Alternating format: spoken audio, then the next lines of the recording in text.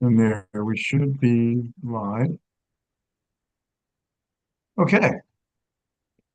You can see all your smiling faces in two places now. Okay, well, welcome to the joint meeting of the Maryland Heights and Creve Coeur Democratic Township Clubs. And I'm Harvey Furban. I'm president of the Maryland Heights Club, and we have Sydney Jackson, president of the Creve Coeur Township Club. Sydney, you want to say a few words or hello? Or Sure. Hello. Thank you all for joining us this evening. excellent. And we'll start with the Pledge of Allegiance. So I will share one of my favorite screens. Here we go.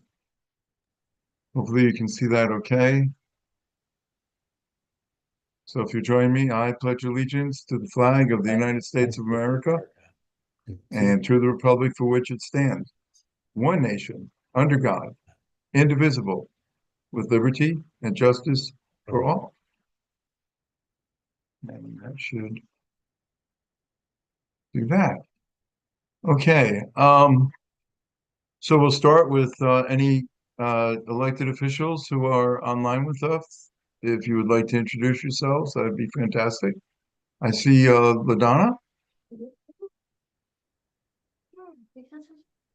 Hello, everyone. I'm State Rep. LaDonna Applebaum. I represent the Fighting 71st District, is what I like to call it. Great to be here tonight. I mentioned this in our last meeting that I am termed out, and I have endorsed Nicole Greer to run for my seat, and I'm so thrilled about that. And I think she's getting a lot of support from people already. So yeah. Thanks for all being here tonight, and let's kick some Democrat. And, and thank you for your service. We're looking forward to whatever's next. And Tracy McCurry. Hi, everybody. I'm Tracy McCreary. I'm in my first term in the Missouri State Senate. I have a district that goes up and down Interstate 270, basically. So it does have Maryland Heights and some unincorporated St. Louis County there around Maryland Heights, but it goes all the way down to the Jefferson County line off of Tesson Ferry. And then I also have Valley Park and Fenton. So I'm really glad to be here tonight, and it's great to see so many friendly faces. Very nice. Thank you. Thanks for your service. Let's see, other elected officials, and don't want to miss anybody. Nicole, you get to the double dip. So first as an Yeah, elected official, actually triple dip. So I'm Nicole Greer, triple. Councilwoman Nicole Greer from the city of Creve Coeur, and I also serve as your committee woman for the Creve Coeur Township. And I think you all were probably the first to hear last month that I am going to be asking LaDonna if I can rename it the Sensational 71st District as I run for Missouri House of Representatives to represent the Creve Coeur area and part of unincorporated St. Louis County. So, formal announcement coming soon. I will make sure that you all get all that information as we make that announcement and prepare to kick off this campaign. I'm looking forward to it. And Thank I you. will say, if you all will, Sydney and Harvey will allow me. Normally, I come with a Central Committee update, but something strange happened with the calendar, and the third Monday came before the third Thursday this month. Yeah. So I do not have that report for you, but I will certainly have it at our next meeting. Okay, very good. Other elected officials. I see one out there who I want to make sure that we call attention to. Not only is she, I believe, a committee woman, but she's also the chair of the St. Louis County Central Committee. Jessica, if you'd like to introduce yourself. Yes, hello everyone. Like Harvey said, I'm Jessica Labazetta. I serve as the Queenie Committee woman. So 141 in Big Bend is where my township is. But yes, since gosh, 22 2. I've been vice chair, and recently in 24, I was elected chair of the Central Committee, which is like our little organizing group. All these township, your lovely committee people make up our Central Committee. We meet monthly and do lots of fun stuff, lots of events. We're getting ready to do a fundraiser. We just helped the Missouri Democratic Party host another town hall for Mo2. So lots of those kinds of things. So yeah, if you ever can't get a hold of any of your reps or senators or committee people, let me know. My email, my phone number is out there for lots of people to have. So I wanted to pop in and say hi. So thanks for having me. Thank you. Nice to have you aboard. And thanks for your service. Let's see. I know we have sort of a representative from another for another office holder, and that's Gretchen Bangert's husband is monitoring the call on her behalf, the Zoom tonight on her behalf. Thank you for being here.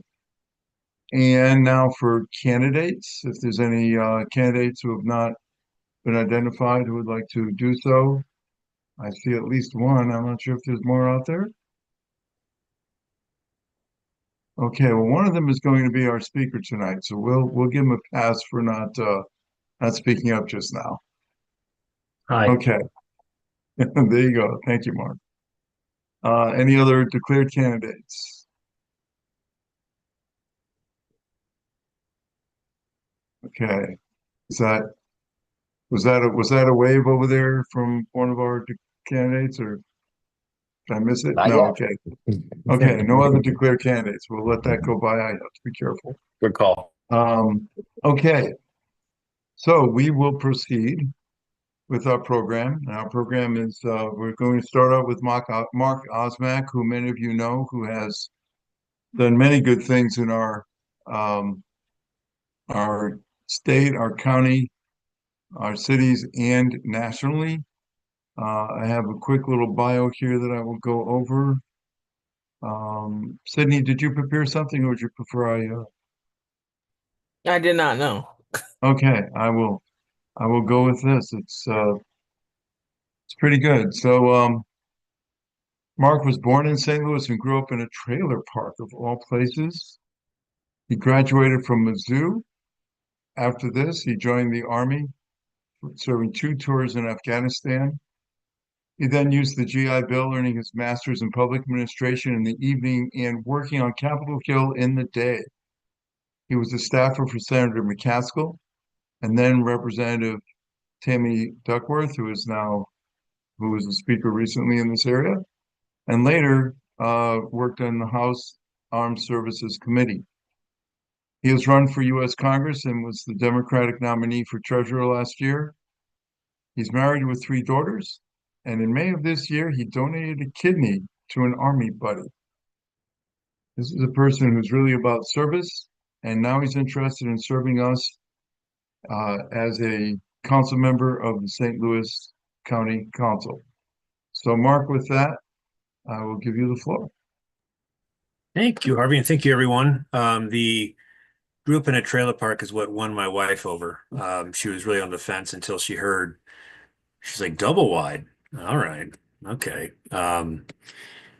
Jokes don't get any better, folks. Yeah. So what I'd like to do just kind of just talk about where we're at and what I'm really excited about, and then I think some things that we can focus on in the county council. So then we'll get to some of the awkward stuff, exec, blah, blah, blah, all that fun stuff. But so for those of you who don't know, current Councilman Dennis Hancock, who's in the 3rd district, which is the one I'll be running for, is vacating his post to run as a Republican for county exec. So just to note, until he files in February, if you all know The Office, when Michael Scott yells, "I declare bankruptcy," it's kind of like that. Like, you can declare you're running for president, but until you file, it's just, this.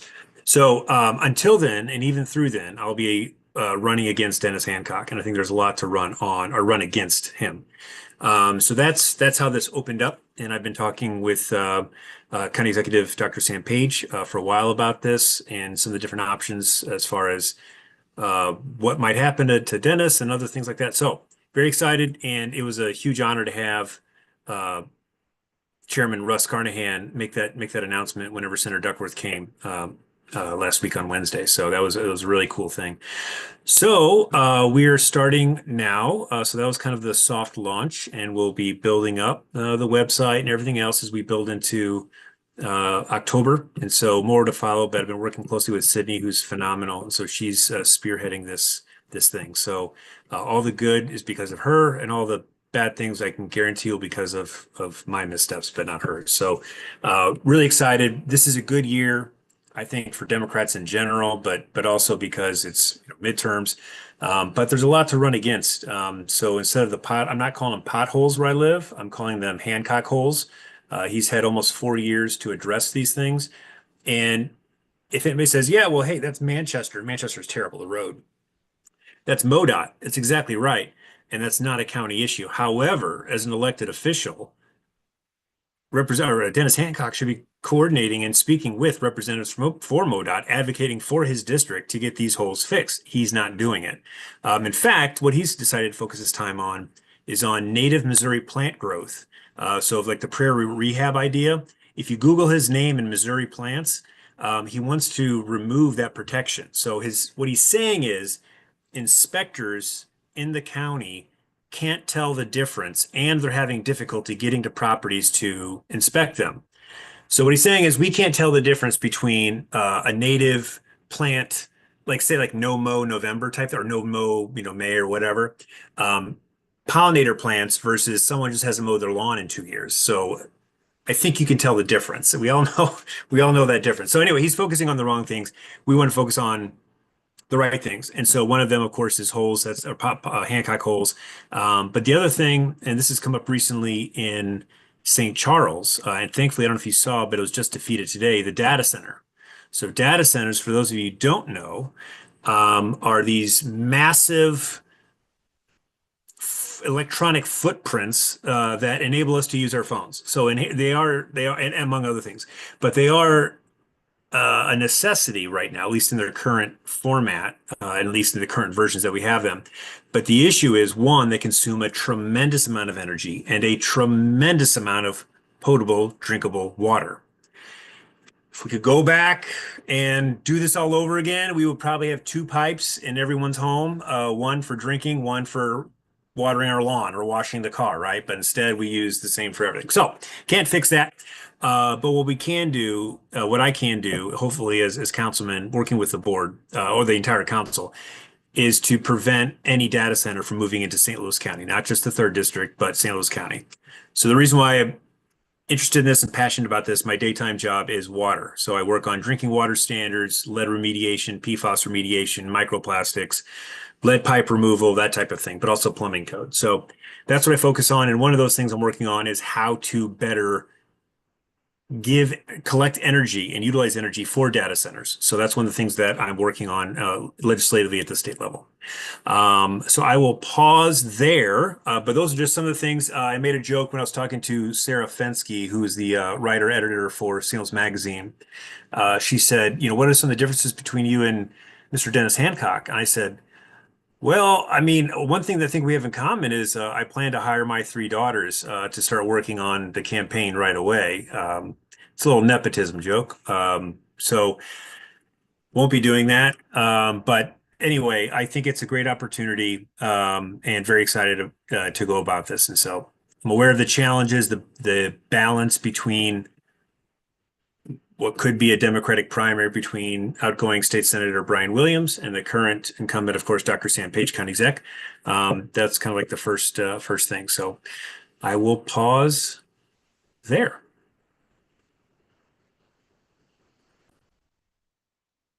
Do we have any questions?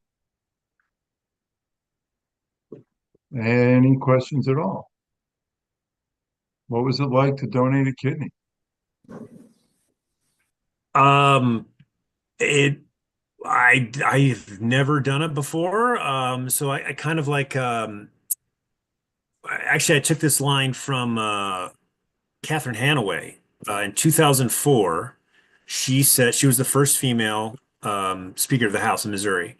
And she said, people are always asking me, she's got a very low voice, but people are always asking me, what it's like to be the first woman ever elected to Missouri or Speaker of the House. And she said, I don't know, I've never been elected Speaker of the House, but I've always been a woman. So donating a kidney, I went to sleep and I had two kidneys. And when I woke up, there was one, and it was very strange. Um, they had me walking within 2 hours after the surgery, after I woke up. Um, but the great thing is, my friend Brian, it started producing urine right away, um, and he's doing great. And so it's just absolutely remarkable. It's all done at Walter Reed, um, and what it's done is not just spurred my interest in living organ donation. So, I'm sure some of us, maybe all of us, are organ donors. We wrote it on the back of our driver's license or whatever. But about 1% of us, when we die, can actually donate an organ. You have to be at the hospital. It can't be because of an extremely traumatic thing where your organs aren't used. If you're not found for 6 hours, the organs are no longer usable. So all these things, and not to mention health and age and usability and all that. So all these things that kind of go into it. And what it's done is not just got me interested in advocating for more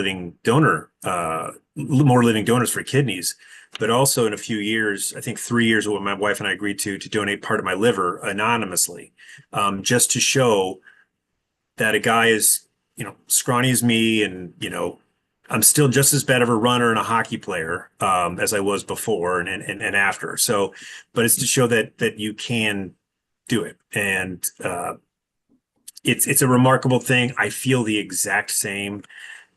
Nothing's changed, and so physically, nothing's changed. I don't even think about it. I don't remember it most days.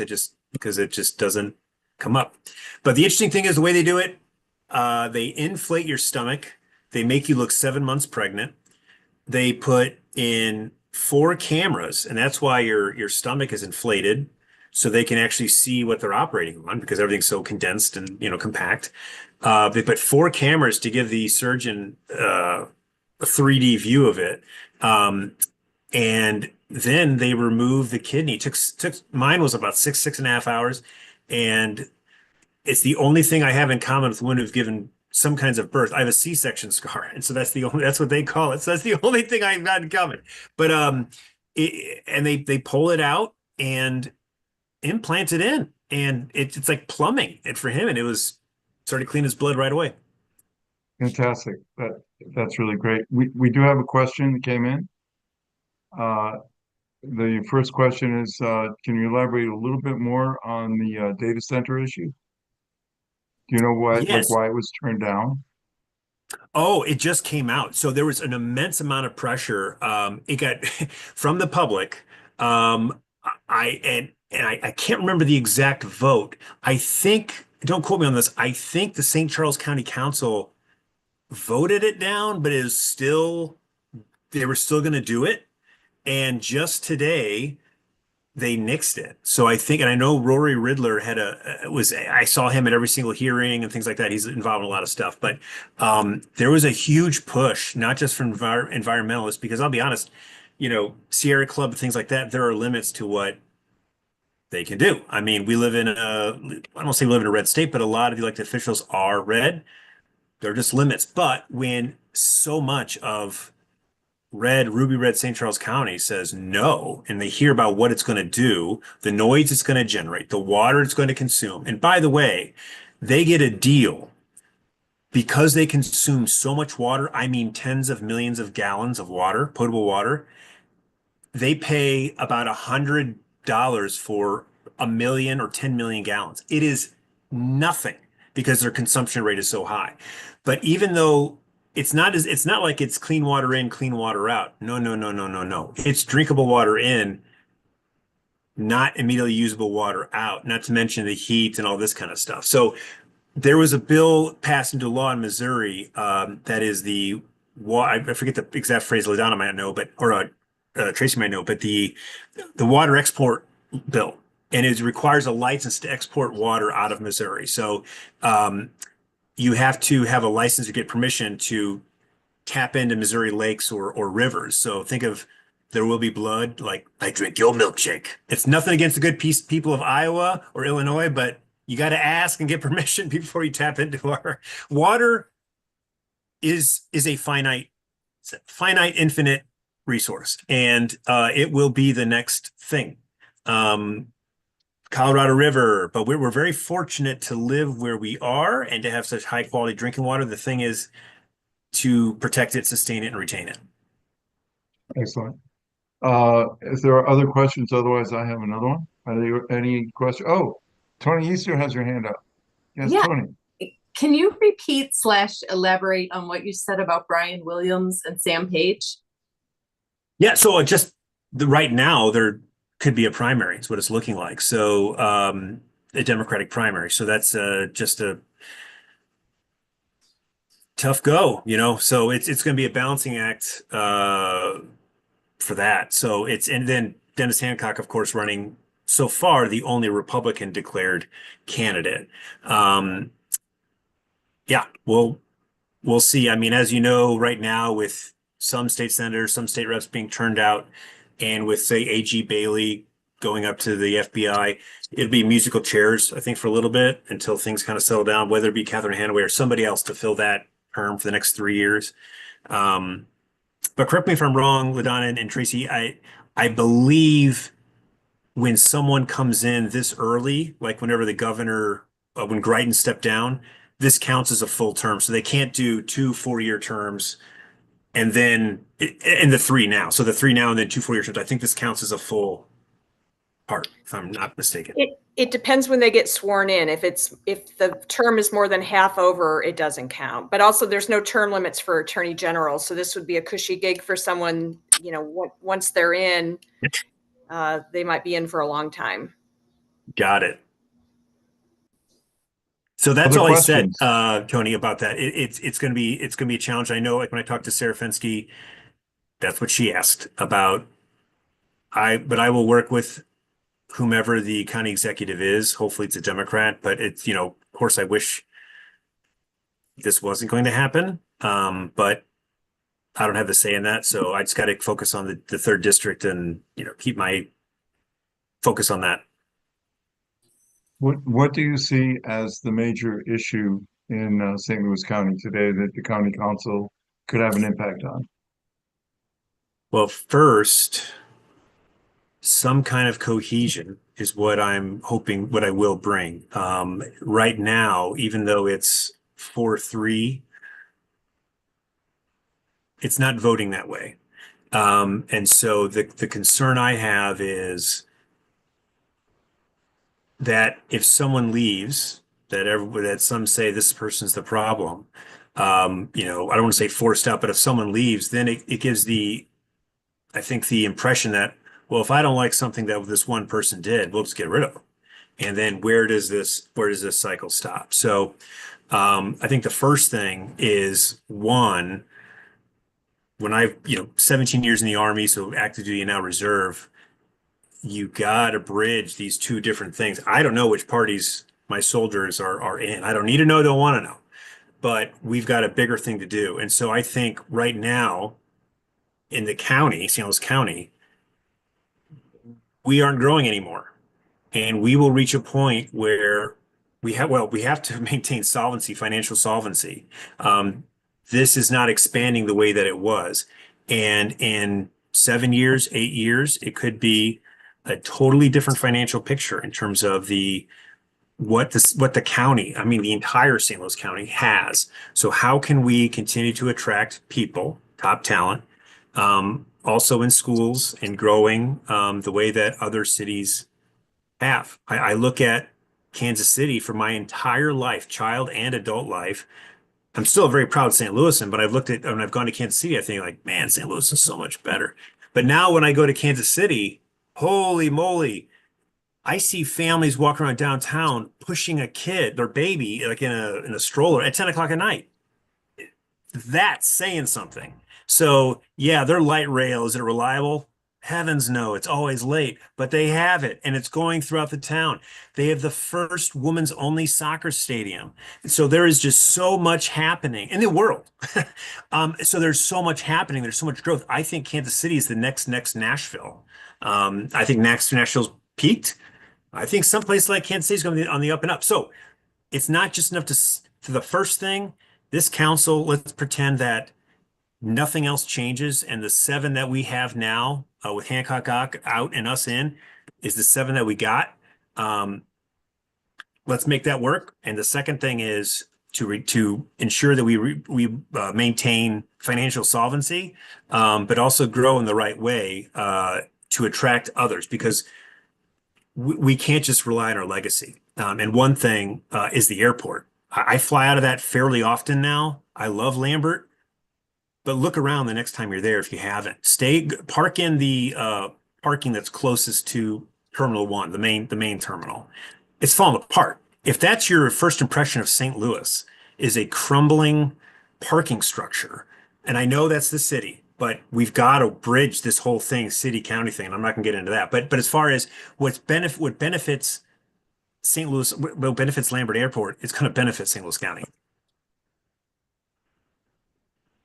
Thank you.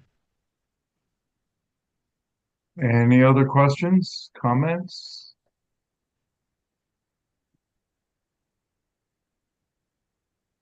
Wow, the crowd is quiet tonight. So yeah, I guess in closing, the learned a lot. I think LaDonna, are you raising your hand? Oh.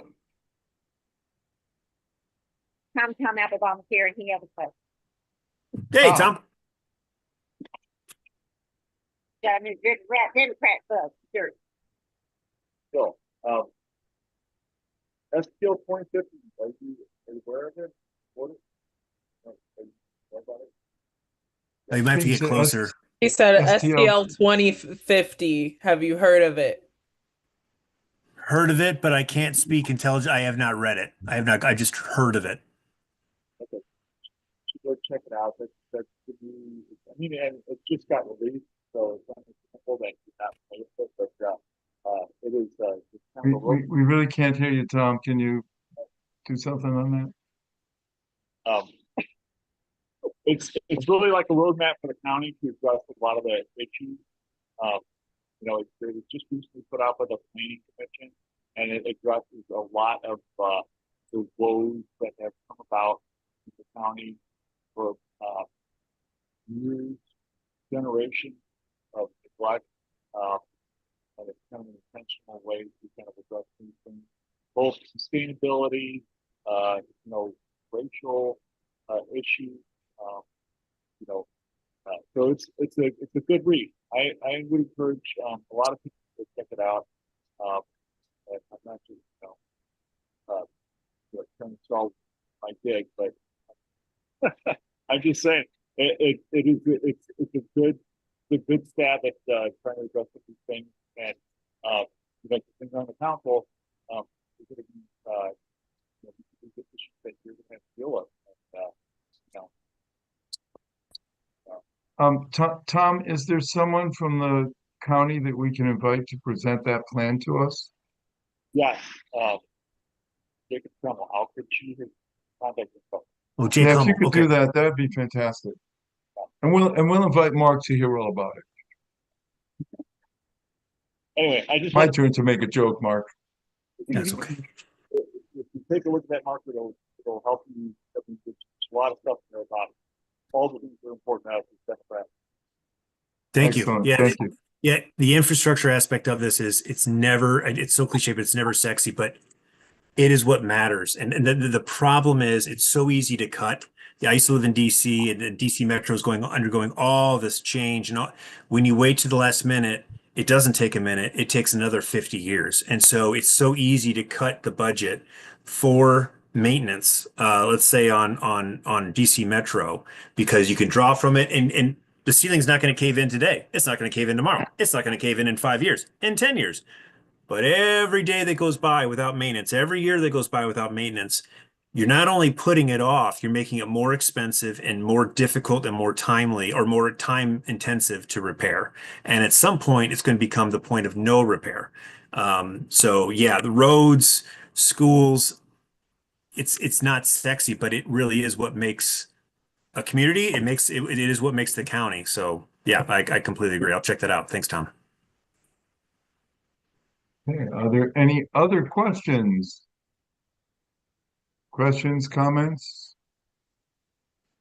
Well, thanks everyone. I'm really excited. It's going to be, I think, being the vet thing doesn't matter, and I don't mean that in a sad way. I think, but having a young family, it's more than time, and I think having that representation in the council is the way that we bridge the gap between those who always vote D and those who have not gone full Trump R. And so there are some people like that, and I think by focusing on what matters is a young family in the district going to Parkway. Um, this is what we do. This is where we're going to focus on, and this is why it matters. And everything that I've learned in the past two elections, one of them when I was running for treasurer, it was to require the idea I had was to require all Missouri school meals use Missouri agriculture. So the milk you drink is Missouri milk. The corn you eat is Missouri corn. Every time I talk about this, everyone's heads go, "Oh yeah, yeah. Why don't we do that?" Great question. So I'm working on language now for to encourage those who are in the National Guard to donate an organ by eliminating the cost to them, by missing work. So it's exciting stuff. I love it. I know you don't win on policy, but once you're in, you can sustain it with policy. So I'm really excited about that. So thanks for having me, everybody. Thank you, and thank you for your service, and we're looking forward to continuing. And best of luck in the election. Thanks. Harvey, you're first in line for liver if you need it for every reason. Nice job. Thank you. Thank you. Nice to know. Good to know. Uh, I'm going to ask for announcements, but please stay on the line because we're going to do something which we occasionally do, and that's just have an open mic. And it's an opportunity for all of us to talk about what's on our minds, what we're concerned about, what we may want others to know about. Since we don't meet in person, this is an opportunity to just kind of chat. Let us know your feelings. Let's find out what's on your minds. Before we do that, I just want to check if anyone has any announcements. Okay, I don't see any hands going up. So let's just kind of chat. Um, Anyone want to kick it off? What's on your mind? Well, how about we start with Mark? What's on your mind? If you don't mind me asking, you can always pass. Me? Which Mark? You? Yeah, you. Me? Well, I actually have I'm sorry I got here late, but I have a completely unrelated question that I'll take advantage of with Mark Osmack here. And I didn't hear any of what he had to say, but based on his status as a veteran, I'd like to know what the scuttlebutt is among the people he talks to about the militarization of Washington, D.C. Yeah, great question, Mark. I will answer to the best of my ability. I have to make a disclaimer. One, of course, that I do not speak for the Army Reserves or Department of Defense, like that. But the other aspect of it is that I'm in the reserve, and not to insult anyone's intelligence, the difference there is big. The difference is there's the federal, that's active duty in the reserve, which I'm in, and the National Guard, which is state run. And the difference is that the president has in the past and is now calling up state National Guard. So when you swear an oath in the state National Guard, say Missouri or anything else, you swear to the governor and the president. So with that said, I have not talked to anybody, and it actually does not come up about what's going to happen, let's say in Missouri, and I don't know if they're still there, but when Missouri National Guardsmen and women were sent to Texas to stare into the night of Mexico. I think that's fraud, waste, and abuse. And I would argue that to the end, that it is not the proper use for the Missouri Army or Air Force National Guard. First of all, they have no arrest capability, nor should they have it. without getting too nerdy on you, just because you're an Army military police person, soldier, does not mean they can arrest Jessica. So the Coast Guard can, and the Coast Guard needs that authority because if you're on the high seas and there's someone transporting cocaine, you need to have the authority to arrest them. Or if I'm doing it, right, near Florida, you need to have that authority. But they do not. The Army does not. They, meaning the current presidential administration, is looking at how to change that to increase detainment or arrest authority, which is worrisome. Then you have other states like West Virginia, I think yesterday said, hey, we're going to send some to Washington, D.C. as well. Let me preface this by saying there's good and bad in the National Guard. It's all bad, but there's good and bad in the fact that it's the National Guard, not the Reserve, going to D.C. in this case. The bad is this. The National Guard is not the Green Beret. Okay. They're not. We saw what happened, and I'm not making light of this at all. We saw what happened at Kent State. That was the National Guard. Okay. The standard of training is not the same level as someone who does it every single day. So there's that. Now that's the bad side. The good side is most, I'm going to guess 80, 90% of the people in the DC National Guard live in DC. So if you live in a place that you're patrolling, do you want to come off as an asshole? No. Do you want to abuse any kind of fictional or notional power? No. Why? We can say it's for moral reasons, ethical reasons, sure, but also because that's your neighbor. And as soon as this little hijinks is over, you're going to take the uniform off and go back to your house or your apartment in the district. So I think that's the plus side, is that, yep, they're there. I think it's ridiculous. I think it's fraud, waste, and abuse. However, I also think they're less inclined to abuse that authority and that power, whatever they have, because they actually do live there, and it's in their best interest not to do it because, quite frankly, they're neighbors. There is not a discussion writ large among soldiers, at least in my experience. Fred, please feel free to chime in. I will. There is privately among officers, yeah, we will say, what the fuck is this? How are we going to do this? But I think there's other ways to do it, to accomplish the mission, to achieve it without abusing it.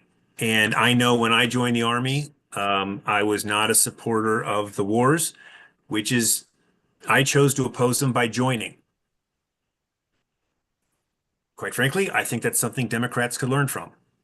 We can make fun of Dean Cain. Okay, got it. He's there. So with the way I viewed it when I joined the Army in 2008, my government, whether I burned my selective service card, whether I took to the streets and opposing what I thought was an unnecessary conflict and preventable in Iraq, and this is before we knew about the fallacy of WMDs, all those things are very good. But I knew my government was going to send X number of people. If you send me, I don't have a hatred or dislike for groups or religions or backgrounds or cultures. So if you send me, my thought was, well, hopefully it'll be a better outcome than someone who doesn't feel that same way. So it's a tough thing, but look, they're filling the ranks. They're going to fill it whatever we do or not. Yeah, we can go to court. Yep, we should sue them. Yes. But all these things that we think are happening, I think it would be good and smart if people who align themselves with a different political party were to join as well. If nothing else, to say, hey, this is what's really happening, or to stop it. So I'll pause there for Fred. Thanks. So I'm Fred Wellman. I'm a veteran, 22 years Army, 10 years as a veterans advocate in DC, actually. My son is actually, my son-in-law is a National Guardsman in Virginia, who actually trains National Guard in Virginia to deploy. They have not gotten orders to deploy from Virginia yet. As far as scuttlebutt you're hearing, what we're hearing is they hate the mission. The soldiers themselves are being used. They know they're being used on the border with Mexico. They know they're being used for these symbolic acts in Los Angeles. This is nothing but a symbolic thing. This is just Trump trying to show he's tough. As Mark rightly pointed out, they don't have arrest authority. It's not a national emergency. It is a made up thing just to make it look like he's being tough. If you notice them, I mean, the funniest part is watching them patrol places like the Lincoln Memorial. There's actually crime statistic map of DC. You know how many crimes there have been on the National Mall this year? Zero. A whopping zero. They're not sending them into actual crime areas. They're sending them into areas where there's cameras. And I say that because you need to understand what this is really about is being seen on camera and seeing them being tough. The really dangerous people, frankly, are the masked agents who are wandering around pulling down posters and actually leaving sex toys behind as a joke against the libs. It's just bizarre. Now, having said that, as you watch this unfold, one of the things I've noticed as a professional, there's a stat that they keep. What Hegseth likes to talk about is recruiting numbers. Oh, we're getting more recruiting, best recruiting in number. First of all, that's not true. The most of that recruiting was going up already in 2024 under Biden. If you understand the recruiting process, it's not like, God damn it, I'm joining the army today. It's not how it works. It's damn it, join the army. Okay, you'll ship out next year. You don't even raise your hand for 10 months, right? So they're training it's just like they're claiming at the VA to get the benefits numbers down. That's actually they're already riding down the hill when they joined. What I find fascinating and what I've been pushing when I engage with Hegseth and the DoD, which I regularly do through my very somewhat broad profile, and I know they are watching me because they've retweeted me several times to drag me, and it's failed for them. The only thing Hegseth thought is recruiting. Now, the real canary in the coal mine of our United States military's health is reenlistment rates. The canary in the coal mine is because I recruit a soldier, but I retain a family. I recruit a young man or a young woman, but I maintain them as an older adult with a kid, and kids like me and Mark, for example. Um, they're not talking reenlistment numbers at all. Like it is so classified. Have a hard time, and that tells me there's danger that the soldiers and service members and sailors and airmen and Space Force they're voting with their feet in a lot of ways. As we started this call, it was announced the Air Force Chief of Staff has been forced out of his position and will retire only 2 years into his 4-year term. They fired him. There's some myth going around he did it on his own. No, they told him a week ago that he was no longer welcome. He was quitting. So look, young soldiers, young officers are watching the politicization of the military, the use of the military for missions that have nothing to do with their core mission, which is defending the United States of America from threats abroad. Every minute they're spent doing these stupid missions, the minute they're not training for their core mission, every minute they spend staying on the borders a day, they're not doing flood relief in their hometowns. Like we've had 1,000-year floods everywhere. So I think as you watch this unfold, keep in mind and tell your friends and neighbors, look, even with 800 MPs now West Virginia sending what 300 more. I mean, look, for what it's worth, after January 6th, we deployed 28,000 troops to Capitol and still only secured the National Mall. Okay.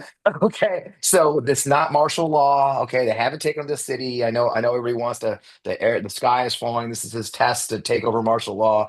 There ain't enough people to do that. And he certainly isn't taking over freaking New York or Chicago. He wants us to be scared. He wants us to think he's tough. So what we have to do is, of course, resist this defeatism and fall for it.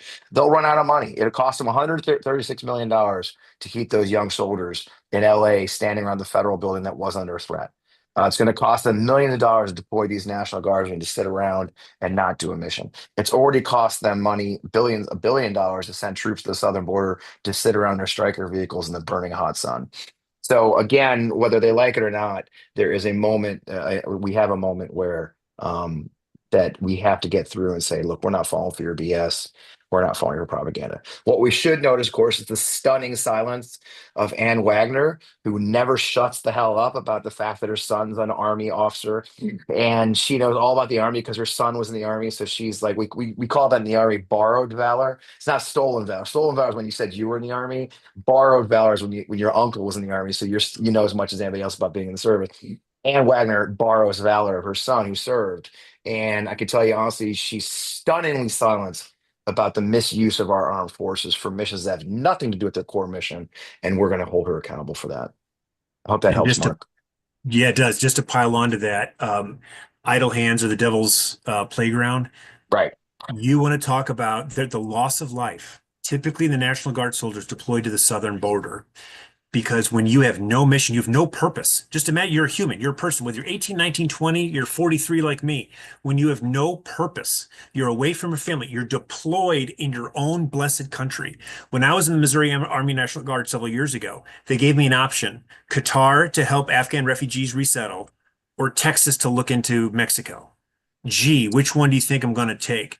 Because not only did I care very much passionately about helping Afghans get to the United States, but also the idea that one, I would prevent people from crossing a desert, but more than that, with no mission, no night vision goggles, you can't see, vehicles that are ineffective, no purpose, no ability to impact anything for 9 months and still not see my family. So the amount of alcohol abuse, drug abuse, accidental death, it skyrockets when there's nothing going on. And without a purpose, without a mission, just think without a cause, that's the risk that happens. So more people died, more US service members died at the border from accidents than from other actually, like, hey, this is a real thing.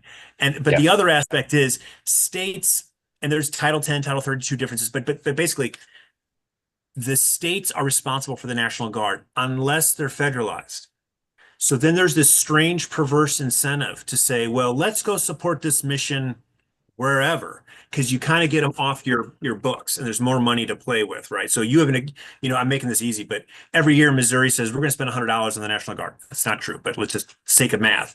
But if someone else can pick up that bill, the federal government, awesome. Now you've got a little more called discrepancy in funds, but it's not the same expense that you were anticipating. So there's a perverse incentive for the governor of West Virginia to say, well, let's send this over up north, you know what I mean, to kind of get them off their books.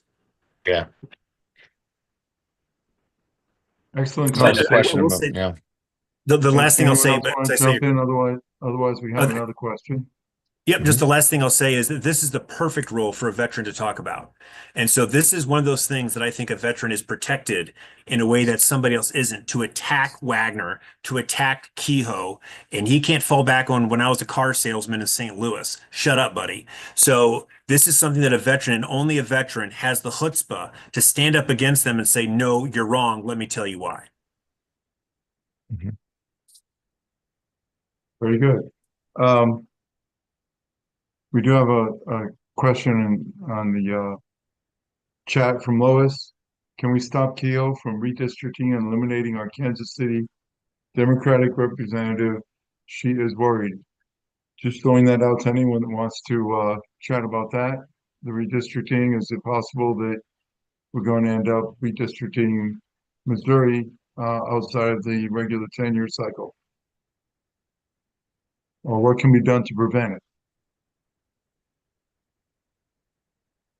Okay, pretty much it was Stacy? silence. I know. Is Stacy with us Yeah, still? yeah, I'm here. I'll talk Okay. about it a little Tracy, bit right Tracy, now. sorry. That's okay. Right now, a lot of this is just speculation until Governor Kehoe decides to call us back in for an extraordinary session. And then, so that's the first step. But then within, that call, the governor very specifically lays out things that we're allowed or not allowed to address. So there's some moving parts going on with all of this. I do think it's going to happen. I normally am not a cynical person, but I think that Republicans in leadership in both the executive branch and the legislative branch are scared to death of President Trump right now. And they're scared that they'll, be ridiculed or that they'll be primaried, that kind of thing. So I do think that there's going to be a lot of push to make it happen. And then the big unknown is just, it's for sure going to affect our friends on the western side of the state and disenfranchise a bunch of voters. But there's a possibility it impacts the maps around here too. We just don't know. Thank you. Can I follow Anyone up else on want to that? comment on that? Yeah, I'd like the last session you had, they tried to, when they were redistricting, they tried to arrange it just the way they're talking about now, and they gave up on that. And I don't know whether they gave up on it because, why they gave up on it. But one possible reason is that they would have created a couple of contested Republican districts in the effort to get rid of the Kansas City district. And so I'd like to know more about that. And secondly, I hope somebody on the Democratic side is working as hard on the numbers and generating maps as the Republicans have been doing for the last 25 years. And it seems like Democrats haven't learned how to figure out a map yet.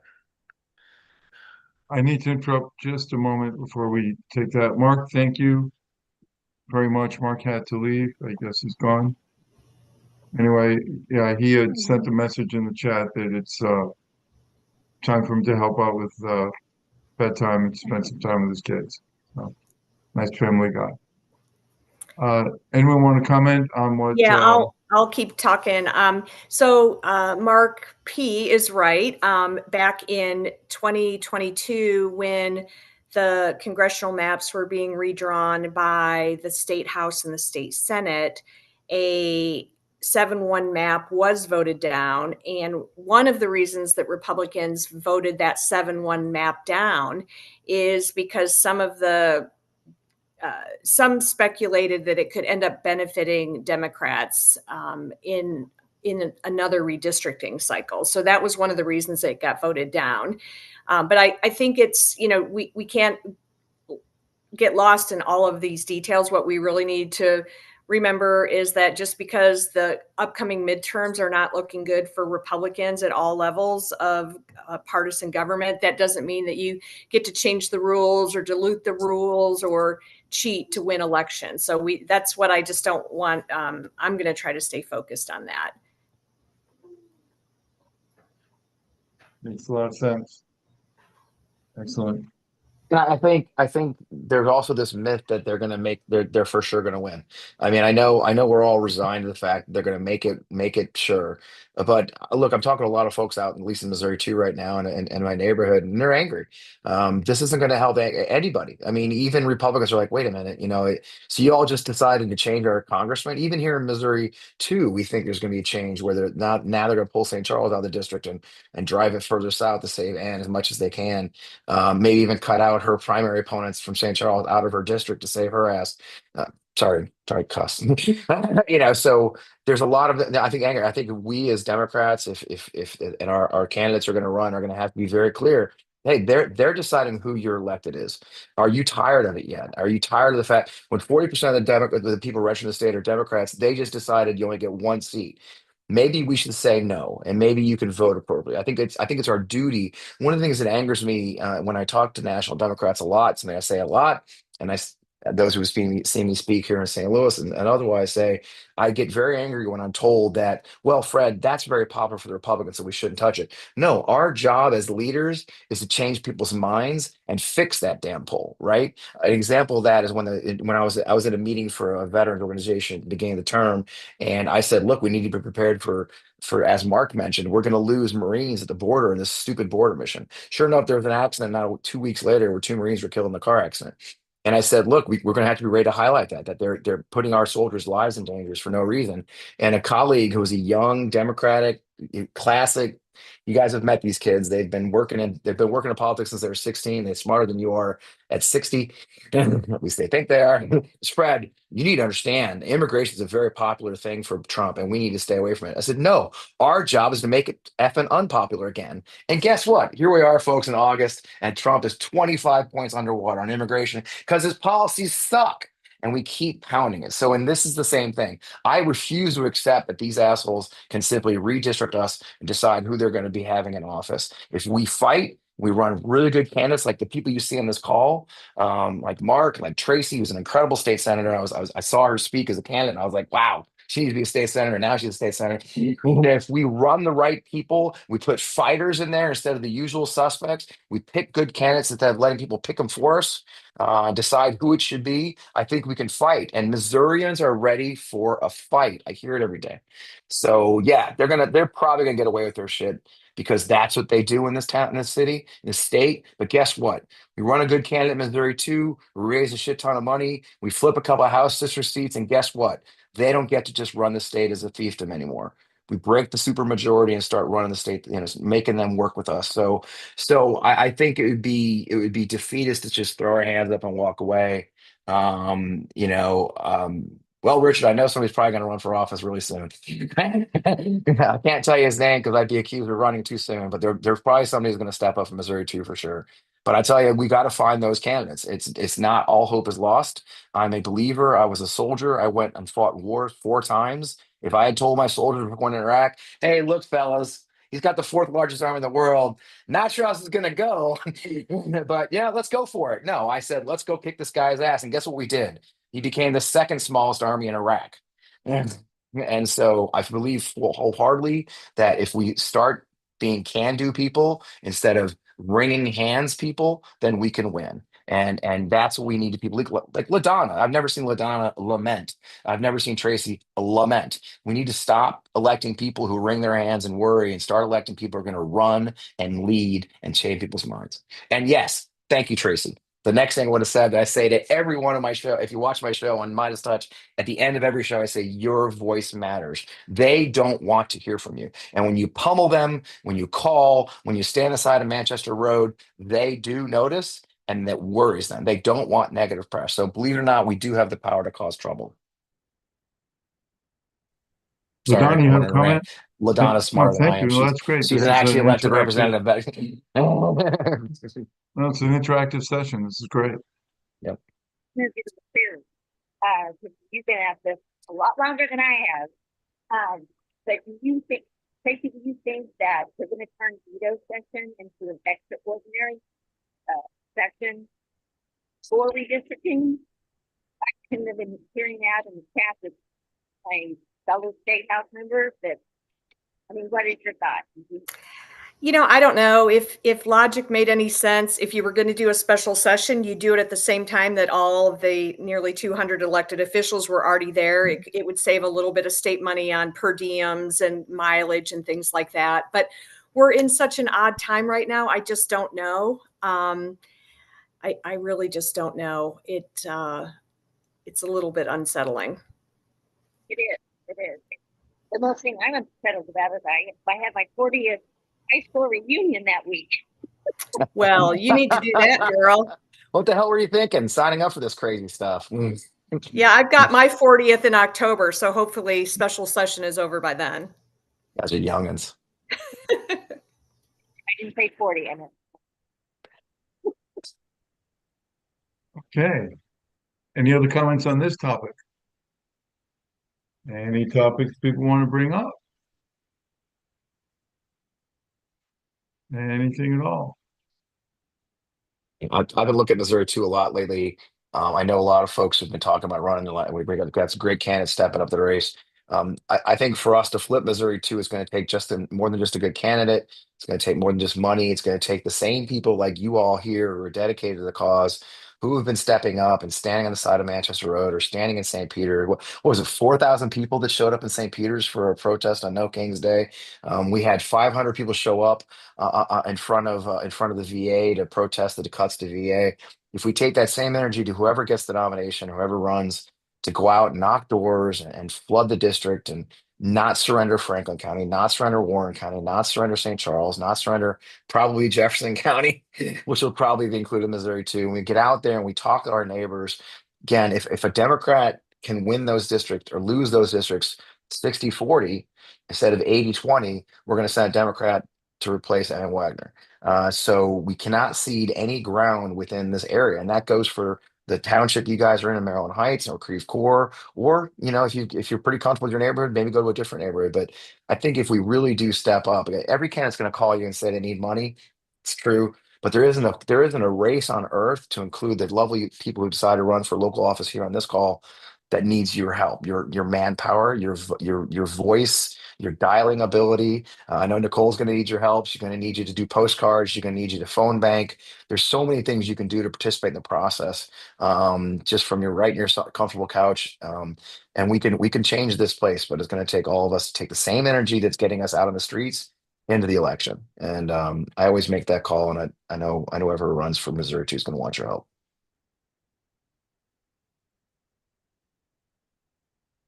Well, Any other comments, thoughts? Any other issue that is on someone's mind?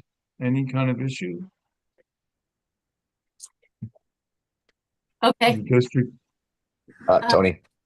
so if they're gonna go so far as to hold a special session to redistrict, will they also take on initiative petitions? Like when they did the PQ, they had to go for it all. So Well, they didn't why- actually have to. They chose to. Yeah, this is that big unknown. You know, there would be back in the day, a governor would not even call a special session if he didn't know what the outcome was going to be. We're living in some really weird times right now where I could totally see a governor calling a special session and it just, turns into mayhem. So if this was a normal time, what the governor would be doing is calculating what else he would need to include in that call so that he had some bargaining chips with people. So, but the Democrats in the Senate and the House are both in the supermajority. So as long as the governor and his team could keep all of the Republicans together, then there maybe is not as much negotiation that would need to happen.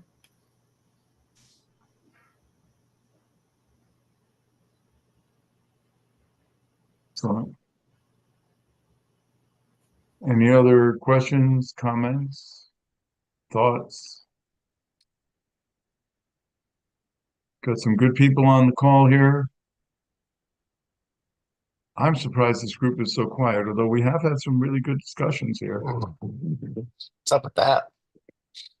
I don't know. I guess They're telling war stories. There I was, inverted. no, I think You tell no, I was I inverted think because my medals kept hitting me in the face.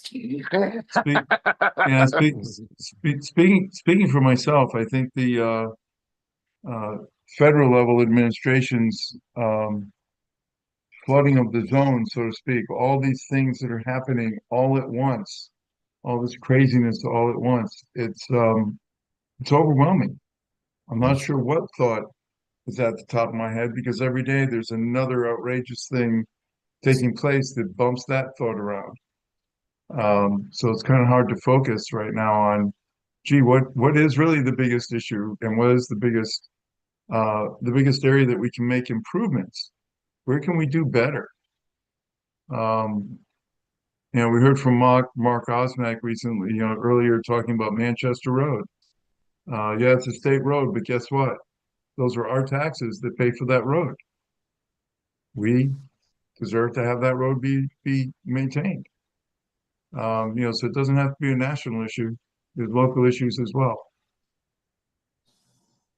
My approach, if you may, is I always tell folks to block and tackle at the level they're at.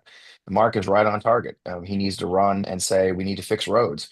We need to do our job. The mayor of a town does mayor stuff, right? And a member of Congress does Congress stuff. Right now, we've got a member of Congress who has decided that Article 1 doesn't really matter. Guys, this is going to shock you guys, but did you know Congress sets tariffs, not the president? Who knew? Because they decide not to do their jobs. And you're right. One thing I say a lot in my show, Harvey, is everybody said, well, that's a distraction. That's a distraction. And they just, then that person's key thing is is being distracted from like, look, there's 215 members of the House Democratic Caucus. There's 47 of the Senate Democratic Caucus. We could focus on a lot of things at once. But in the end, I think, and I had a wonderful conversation today for this week's show with Representative Greg Landsman of Ohio's first district. And Greg has actually put together a thing called the Pledge for America. And because one of the accusations we see against Democrats nationally is that beyond opposing Trump, like you said, Harvey, opposing each of these different things that are flooding us, what is our vision for the next step? What are Democrats going to bring to the table if we get power? What is our future, right? And I think that's something key. And he has incredible, and I don't agree with all of his points, but he has like 10 bills he wants to pass, like increasing available affordable housing, increasing healthcare. These bills that say, look, we are in an affordability crisis. I talked to a polling firm today and said everything they're doing, everything they're talking about is affordability. And we're not talking the price of eggs, y'all. We're not talking about, cars going up. We're talking general affordability. Here in Missouri, Ameren just increased our electricity 12%. A story came out today from the Missouri Independent that we expect anywhere from 12% to 40% increase in those using the ACA exchange for their insurance when it opens up again in the next open period in October. 12 to 14%. Nationally, 18% increase in healthcare insurance rates. So all the stupid things, the big billionaire bill, a median income of $99,000 in Missouri too, they're going to get an average of $1,800 in tax breaks next year. Ameren just took that from us. And if you've got health insurance, that's gone too. So it's all a joke. So I think if we start talking about the things that are bothering average Americans and Missourians who go to the grocery store and know it's all a lie, that things are not getting better. The fact we have the largest affordability gap for housing in recent history, where it's almost a 25% gap between median income and median home price across the country. So kids like my 32-year-old son can't afford a bigger house. It is a very debt that average Americans and average Missourians know they're getting screwed. And I think we owe it to them to one, have a vision for fixing it, and two, make it clear who's doing it. I think if we do those things, and focus very readily on the fact that the American dream that all of us, looks like most of us in this call are older. Sorry. I mean, when I was 32, I got back from Hawaii. I was a young army captain. I was getting ready to be a major. I bought a house in Peachtree City, Georgia, at the time, the 10th most affluent city in America, for my wife and 4 kids. And we did pretty good life. My 32-year-old son can't get out of his 2-bedroom home anymore, because the gap for the next level of home for him is too big. And he works, both he for a corporation and his wife for a corporation. The American dream that we all thought was an American dream is being taken away from the next generations. And it's not because they're lazy or they eat too much avocado toast. It's because they're getting screwed by everybody. And I think if we take that on, as while we fight the battle for our democracy, while we let other people fight the different battles they need to fight, I think if we all present a united front of this is our vision for a better Missouri and a better America, then we can take it back. So it is really easy to get down. I get it. I mean, you guys, I do this for a living every day. Every day I'm immersed in the breaking news and, putting together videos or substacks for my articles. And it's easy to get down, but I really do feel strongly that if we pull together, there's a lot of people in the same boat, and it may not have a party at all. We're so far beyond party at this point. If we can convince people like, no, we're all getting screwed. Yeah, it's easy to get down, but I guess I'm a relentless optimist. 22 years in the army, I'm still an optimist. I don't know how that happened. It's shocking, really, but I think you're right, Harvey. I think if we fight and fight the battles and let people fight individual battles, but also prevent what is going to be the next phase of the operation, not just defense, I think we can take this country back. But that's just my opinion. What do I know? There's a lot to fix there. Yeah, yeah. But we gotta. That was a soldier. We didn't just defend. My job, one of my jobs in the army was called future operations, and we figured out that there was current operations, just the current thing going on, 24 hours, and then we had plans. These are the big brainiacs who figured out what we're going to do, you know, a week from now. But nobody was thinking about what if this happens tomorrow? What's that going to happen? So I spent a very good part of my career thinking about, okay, what do we do next? What if they collapse? What if their supply lines collapse tomorrow? What if, so what if we can win? And you have to plan for going back on the offensive. And I think that's what we need to do. We're on our heels right now. There's no question about that. But if we're not also thinking about what we're going to do when we do get our break, when Trump dies of a Big Mac jammed in his throat, because he's too stupid to eat properly, or when and look, JD Vance is not going to take the Trump mantle, you guys. Okay, JD Vance is a cartoon villain. Nobody likes him. There's no Vance people. So, the things could change in a heartbeat, or the end of a heartbeat, either. And so I think we need to have a vision for America that says, look, this is where we're going. And it's not good enough to say we're just going to be normal again. We're going to have plans to really investigate these assholes, throw people in jail, but also have a vision for here's the laws I want to pass that's going to fix these dastardly things they've been doing. So I think we're going to see more candidates coming out that way. I know Greg's got a great plan. I hope you watch that show Friday night. Shameless plug for the show Friday night on Minus Touch Network. But I do think there's a vision there that we can fight two battles at once. We can fight a defensive battle against the attacks on everything, also have a plan to go back on the offense when our moment arises. Well, I know, Thanks, Ladonna. you mentioned, house affordability. Um, just to be a little bit more positive, do you have any ideas how to fix house affordability? Is that Well, what Greg's got in his plan, I can send you his plan. You can look it up. Greg Landsman. He's got he put it out in a Substack and an op-ed a couple weeks ago. He talks about creating a land bank, essentially a federal land bank, where communities could get money yeah. to invest in affordable housing building. But he also talks about the layers of. We have a problem with layers of bureaucracy. We have to be honest. It's really hard to build shit in some places, right? The reason they're so eager to build McMansions is because it's easier than building a six piece affordable housing. Would you believe there's regulations on elevators in some places that will take you over a year to build an elevator?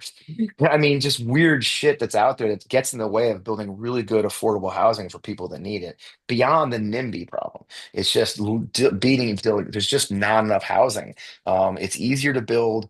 It's easier. Look where I live in Wildwood. They just bulldozed a gigantic stretch of woods right there at 109 and Manchester, and they're going to put in 400,000 houses again. Where the hell are our kids going to live?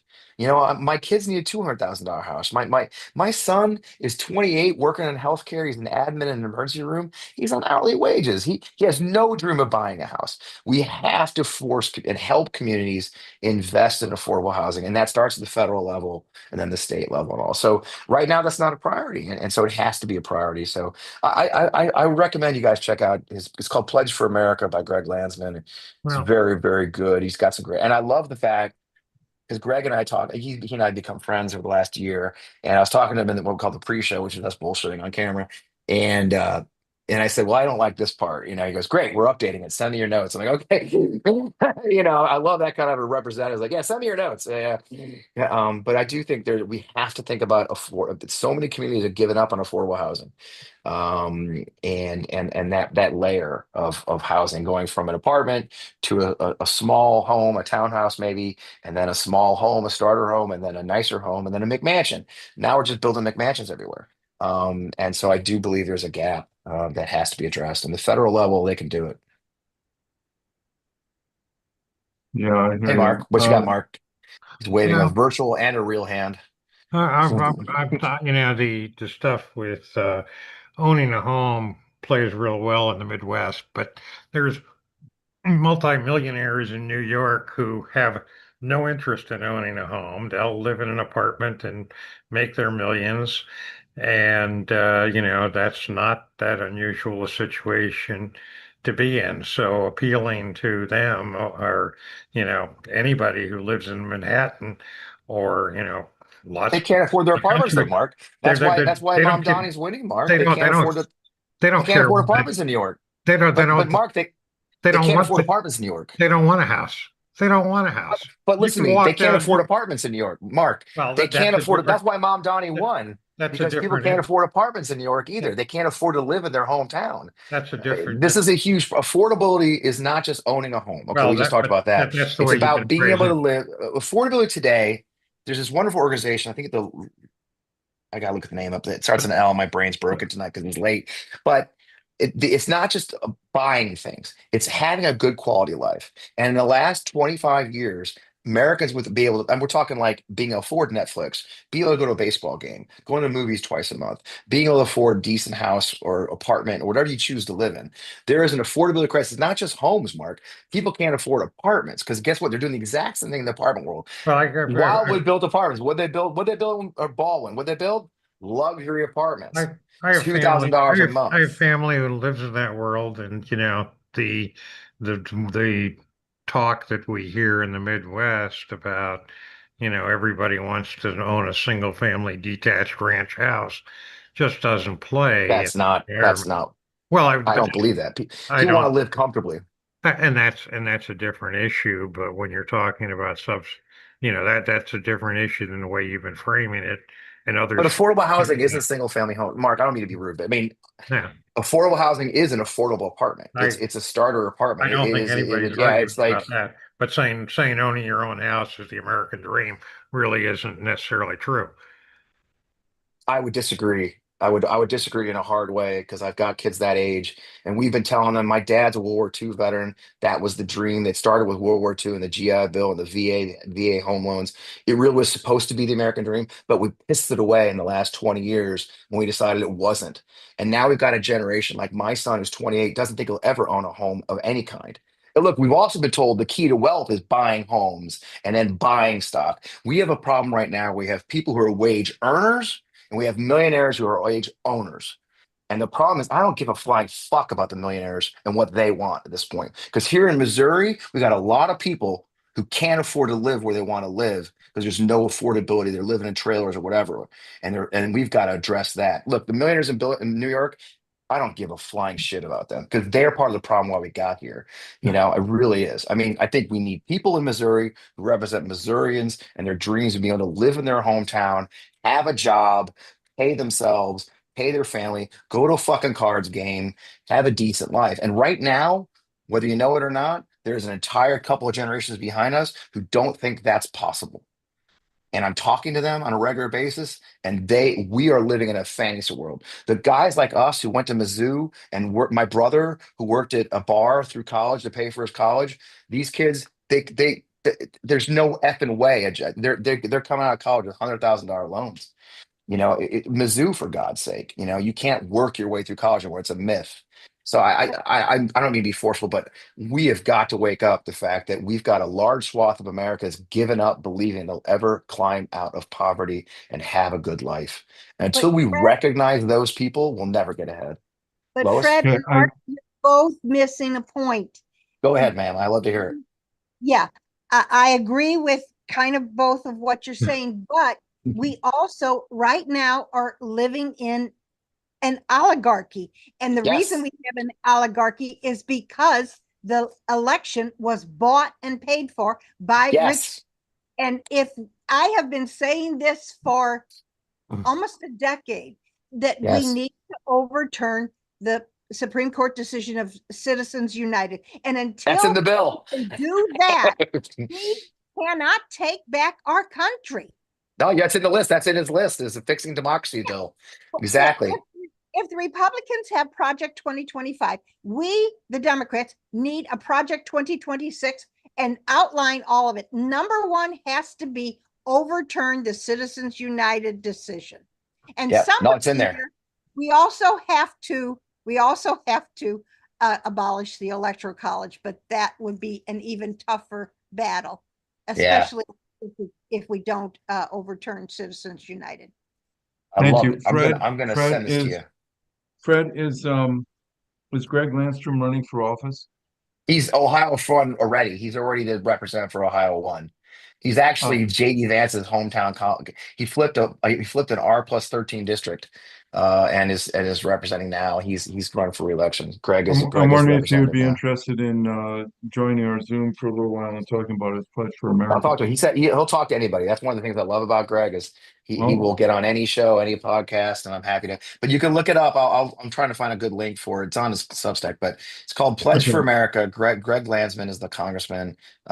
He wrote an op-ed about it. It's really good. But Yeah, here's I got it. that would be an interesting thing, I think, is I'm if gonna there put it right was now. I'm gonna put so it right many in the chat right references now. to it today. Yeah, I'm gonna put it right in the Okay, chat. we're There you go. coming up to close to the end of It's getting our late. I gotta get dinner. and Man, and by the way, and Mark, I Fred love has to go talking to get you. dinner. Tell me I'm screwed up anytime, brother. It And was, and, it and was, Lois, you it's too. my pleasure, my I pleasure. love it. I love being told I'm wrong. Just hit me. Hit me. Okay. I wasn't saying you were wrong. I No, was no, I love saying it though, and you and, had to, and you I had don't to, need forceful, but that's what I you just, had to, you had I to just, I just talk to these kids, you guys, and you know it, Lois, too. It's like, it breaks my heart that I can't hand down the gifts that I was given by my World War II father to my kids, and to hear them say things, to hear your 30-year-old son say, "Hey, look, Dad, we get it. Our only role in life is to be shareholder and increase shareholder value."